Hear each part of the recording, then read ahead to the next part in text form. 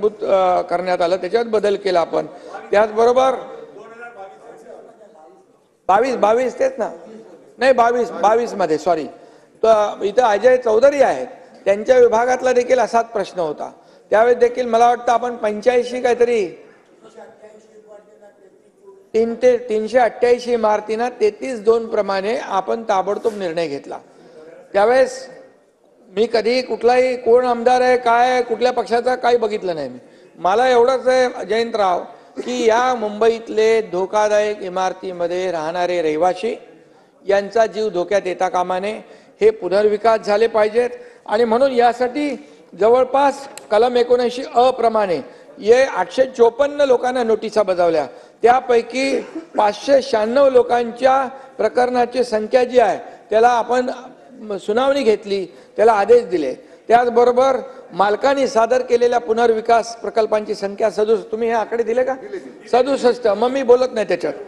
आणि त्यामुळे उपनगरचा जो विषय आहे त्यामध्ये आतापर्यंत आपण बदल केलेले सांगतो मी, एक अजय नंतर बोला। यामध्ये आपण 33-7 मध्ये देखील आवाड साहेब 33-7 मध्ये पण तुम्ही मला सांगितलं बदल पाहिजे। आपण त्याच्यामध्ये इन्सेंटिव्ह 50%हून 80% इन्सेंटिव्ह केला, आणि म्हणून आणि त्याचबरोबर 33-9 मध्ये इन्सेंटिव्ह 60%हून 100% केला। त्याचबरोबर 33-7 व 33-9 मध्ये क्लबिंग आपण करण्याचा निर्णय घेतला, बरोबर आहे। आणि त्यावेळेस देखील आपण त्यांना मान्यता दिली। उपनगरातील भाडे तत्वावरील इमारतींसाठी 33-7 अ मध्ये देखील आपण तरतूद केली, बरोबर। यामुळे मला आठवत आहे की मुख्यमंत्री होण्याच्या पूर्वी मी नगर विकास मंत्री असताना यामध्ये अनेक जे निर्णय घेतले आपण, हे फक्त आणि फक्त लोकांच्या हितासाठी घेतले।